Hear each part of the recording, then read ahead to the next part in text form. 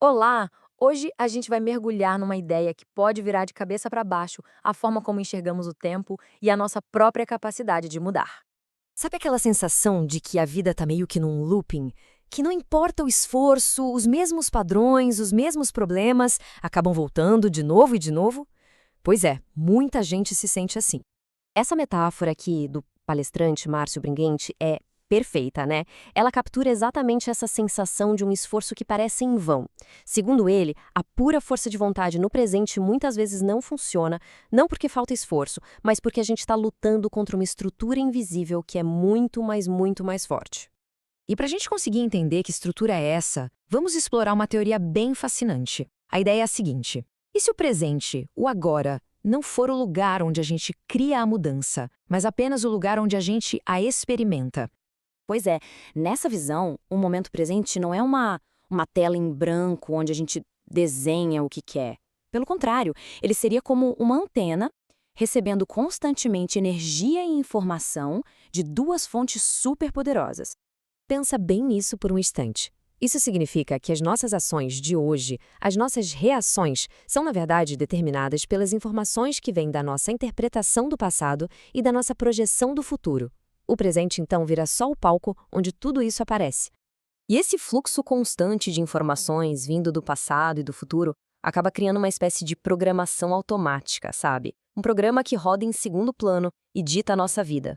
O Brenguiente chama essa programação de ego. Ele descreve como se fosse uma casca, uma concha mesmo, construída com base nessas influências do passado e do futuro. E essa casca acaba limitando o nosso verdadeiro potencial, nos mantendo presos naquele ciclo de repetição. Bom, se o presente é só o resultado, a solução proposta aqui é bem radical.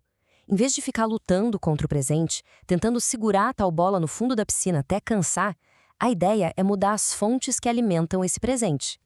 E o primeiro passo dessa jornada envolve algo que, olha, soa bem surpreendente, talvez até controverso: mudar ativamente o passado. Para fazer isso, ele descreve um método bem específico. O foco não é mentir para si, mas sim criar um passado que envie uma energia diferente, uma energia nova, que fortaleça o presente em vez de limitá-lo.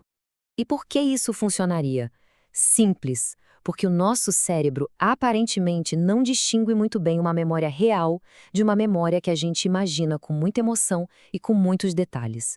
Ao fazer esse exercício, a gente estaria literalmente enviando novas informações e uma nova vibração do nosso novo passado para o nosso presente.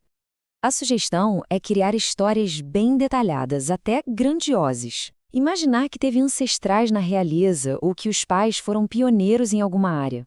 Tudo isso para estabelecer uma base de energia nova, mais forte, que vai alimentar um presente totalmente diferente. Ok, depois de reescrever o passado, o segundo passo é projetar um novo futuro. Mas atenção, não como uma meta distante que a gente precisa alcançar, e sim como uma realidade que já existe. A diferença aqui é sutil, mas é gigantesca. O jeito tradicional de pensar em metas gera ansiedade, aquela sensação de eu ainda não tenho. A proposta aqui é outra, é incorporar o sentimento de um futuro que já é real, que já aconteceu.